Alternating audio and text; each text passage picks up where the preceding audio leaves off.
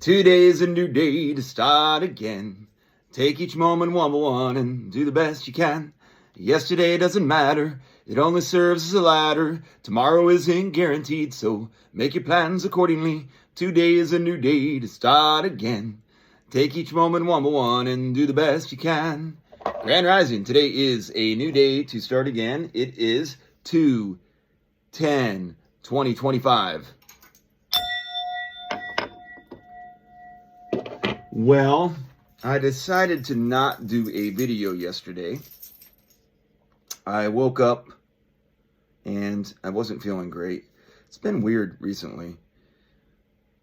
I did write a short story yesterday I called I Love My Cat by David Michael Clark. I really enjoyed writing it. One of my favorite things to do is to write when I know it's good, and I don't really care if anyone likes it or not, but I know it's good regardless. I enjoy that feeling when you finish something and you read it yourself and you're like, yep, I like it. Not cocky, just like I enjoyed writing it and I enjoyed reading it. I don't know why you have to explain that over and over again. I guess because I think people don't like me when I'm cocky. So I'm trying to not, I want to show things that I enjoy without looking like I'm cocky. Bodhi's out. She's been walking around. I don't want to show her on camera unless she wants to come up on camera, so. But I think she'd make my show better because she's way better than I am. Bodhi's my cat, my new cat. She's not really new. She's 7 years old, but that's what my story is about. I love my cat. I'll read it at the end of this. So if you endure all the way through, or I guess you can just use your thumb now. I am not for everyone. I'm not for most. Most people turn away from the things I do and turn off what I say. And that's okay. I don't really like you either. Just kidding, kind of. What do you want from me? Do you want to see my effort? Do you want to see my results? Everyone has a story to tell. I think most of us just want someone to hear it. I made a big sale. It'd been slow because it's cold. And I had a cold end of January. Had a couple sales early in February and then wasn't doing great, just kind of moseying along, and caught a big sale at the end on Saturday. So I felt really good about it, and then came back in on Sunday and was told that it canceled by someone that answered the phone that didn't let me field the phone call, which I thought was interesting. Just for future reference, if there's a $9,000 sale that I stand to make $550 on, whatever I'm doing, I'm pretty much open for the phone call. So, but that one hurt pretty good. I ended up calling back. It is what it is. I would say it's a sign of a good salesman. The gentleman takes it on himself and says that he had made an impulse decision and decided that he didn't want to do it, and I completely understand that. And, it is what it is. But it honestly doesn't seem like my effort has been paying off. Like, stuff like that. I did a really good job, and then now I'm going to get egg in my face for doing a good job. It's just really hard. So it's like one of the worst things that can happen in sales, really. So don't do that. Don't impulsively buy something from somebody and then especially if it's a big item, and then the next day pull your rug on it. That's not right.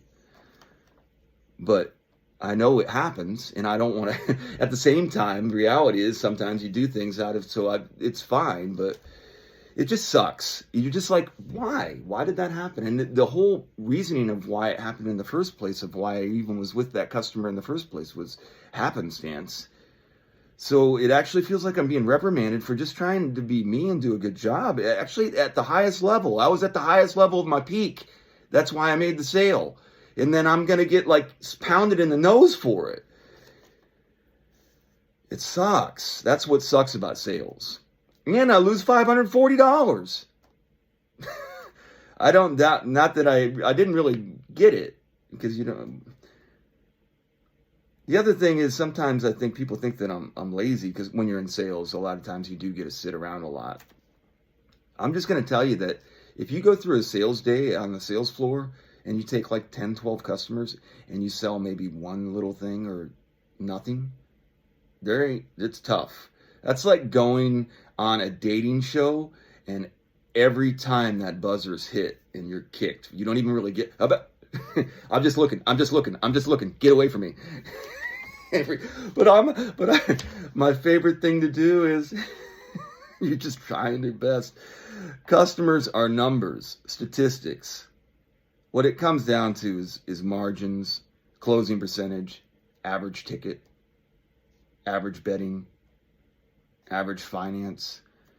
The closing percentage is kind of a tricky one because it's hard to count that number. And there's a lot of different variations to how to count that number. But it is a very important tool that should be looked at if you really use it properly. But it should be proper. What am I doing? When a customer comes into the door, my job as a sales associate is to maximize the opportunity. Not make a friend, not solve a problem.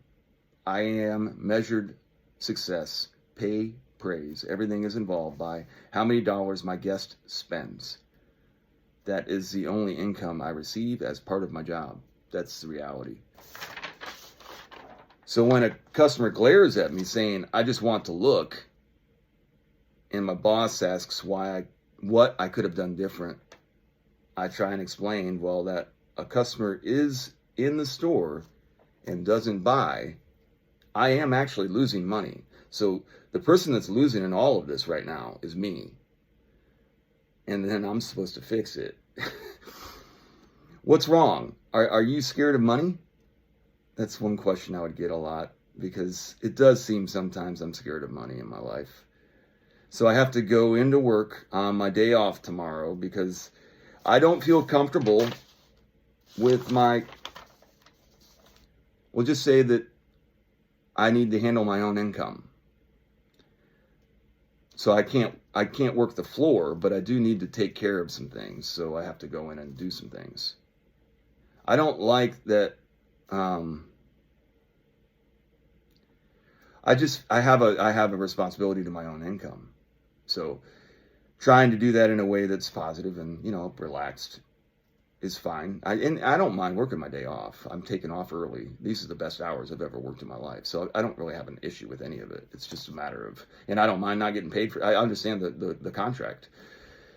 But it's just difficult because I'm going in and I'm like, I'm going to have to take a fucking cancellation. I said, fucking, it's tough. I got to go into work basically to cancel a $9,000 order and tell my boss why I'm canceling it. At the same time, fielding questions for other customers that are waiting on product, because I just want to make sure that I'm talking to these people. My day off is just trying to protect work I've already done and protect my reputation. I do kind of get tired of the bullshit. Like, one thing I do want is a job where I go to, then when I leave, that's not mine anymore. If that's the job that I have. But that's pretty hard to find in this world. I just wish people would be clean and play clean, but wishing is wishy-washy. It's just fantasy. There isn't much better than smiling in the face of liars. And the more you try not to smile, it's hard. And the liars, their pants catch on fire and they start running around.